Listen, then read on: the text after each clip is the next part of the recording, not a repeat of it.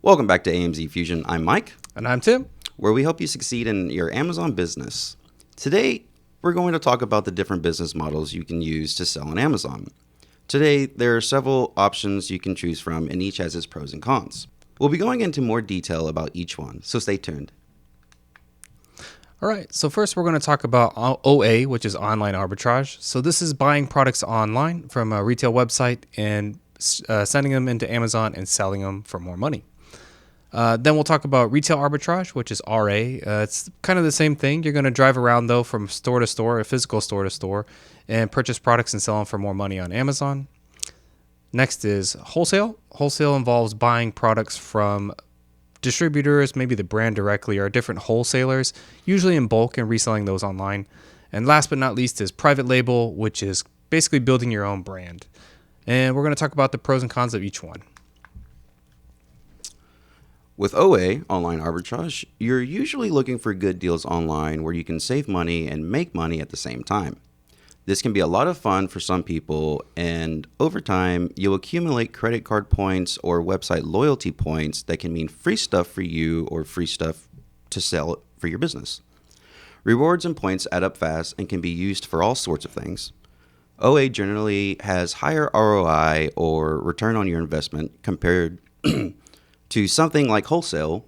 You can usually do this from anywhere in the world if you use a prep center. So we'll talk about the downsides of OA. So we'll talk about the downsides of OA.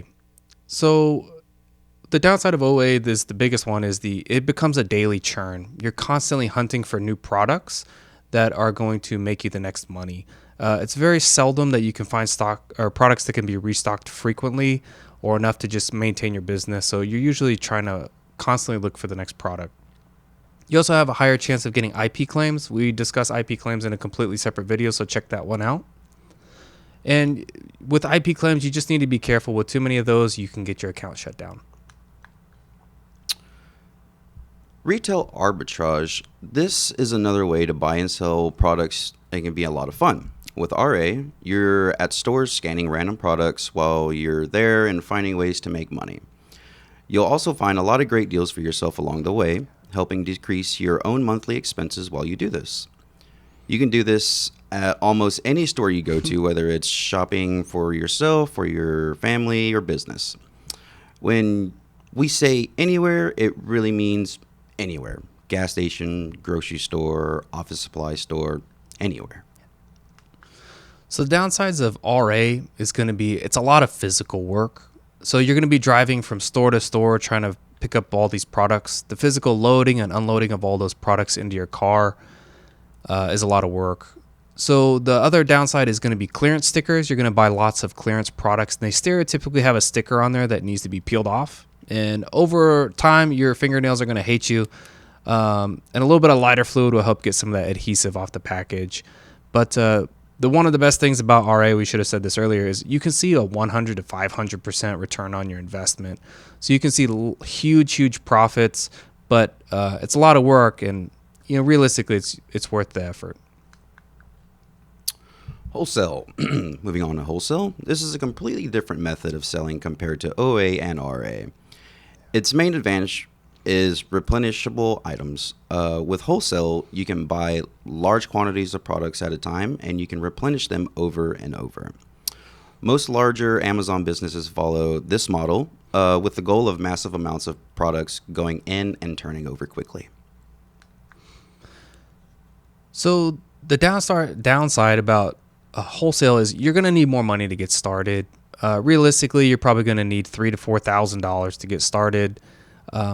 With wholesale, it's a numbers game. You're going to be grinding through a lot of these sheets and wholesales or wholesalers sheets and price lists, and you're going to get discouraged.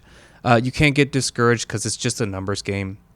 The more scanning and analyzing you do, eventually you're going to find good products from a vendor that you can make money on. But it's simply a numbers game. You have to do a lot of work up front to find these products.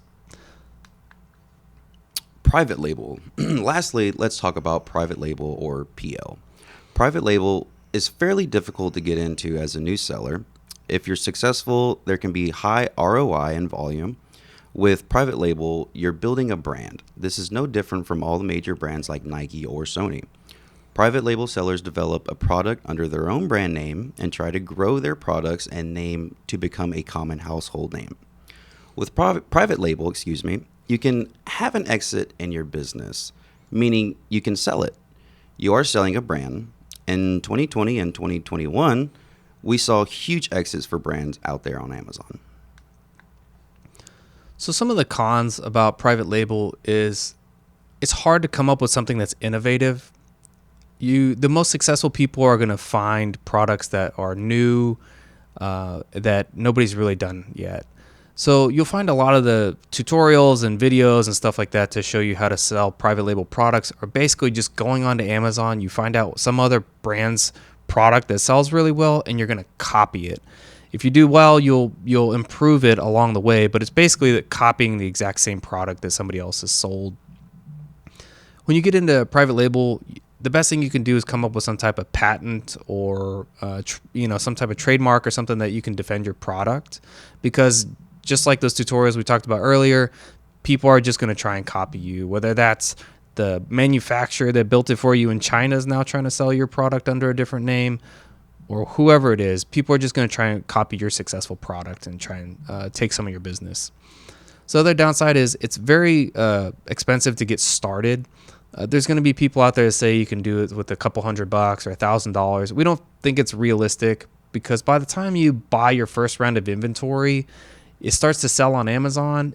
You need to have money to restock it. You can't wait for 30 to 45 days to get your money back and then make another order from China, and it's going to take 3 months to get here. By the time that happens, your product is no longer popular. So you need more money to get started. You need to plan for at least 1 to 2 rounds of reordering when you get started.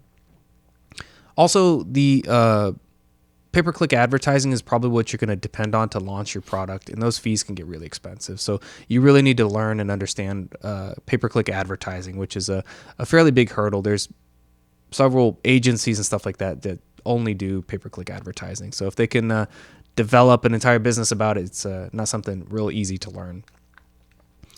So we hope you found this helpful. It's just a quick description and the pros and cons of each type of business style.